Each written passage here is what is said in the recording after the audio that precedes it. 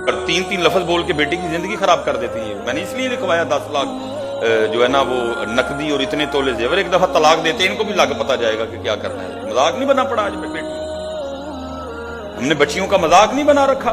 فرعون بننے بیٹھی ہیں یہ جو مائیں ہیں, اللہ معاف کرے, اور یہ جو نندے ہیں, ان کو حیا ہی کوئی نہیں ہے. بھائی کسی کے جگر کا ٹکڑا ہے, اس نے 18 سال 19 سال 20 سال پالی ہے, خون پلایا اپنا.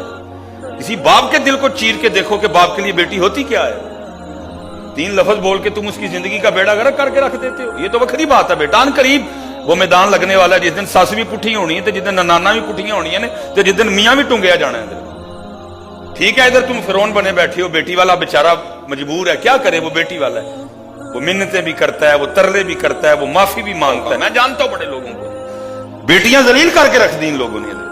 اور وہ باپ وہ ساس جس کی خاندان میں 0 پوزیشن کوئی نہیں حضرت, اس کو منہ کوئی نہ لگائے, کوئی اس کو اپنے پروگرام پہ نہ بلائے حضرت. اتنی وہ مزاج کے لحاظ سے وہ اتنی گھٹیا ہے حضرت. لیکن کیا ہے, وہ باپ جو معاشرے میں بڑا عزت والا ہے, وہ پیسے والا بھی ہے, وہ تھارٹی والا بھی ہے, لیکن کیا ہے اپنی بیٹی کے لیے حضرت وہ اس ساس سے جو ٹگے کی بھی نہیں ہے ہاتھ جوڑ کے معافی مانگ رہا ہے. بچی یہ غلطی ہو گئی, معاف کر. فرعون بڑی بیٹھی ہیں بیٹوں والی حضرت جی, ان کو شرم ہے یا کوئی نہیں.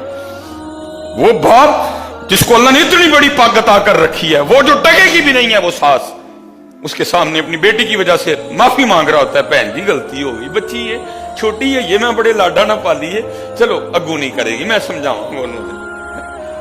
خدا کی قسم ہے کبھی سانس اپنی بہو کو بھی اپنی بیٹی سمجھ لے, جیسے وہ اپنی بیٹی کی غلطیوں کو اگنور کرتی ہے, جیسے وہ اپنی بیٹی کی غلطیوں پہ بھی پردے ڈالتی ہے, اللہ کی قسم کبھی بہو پہ بھی وہ اسی طرح پردے ڈالے, کہیں طلاق نہ ہو,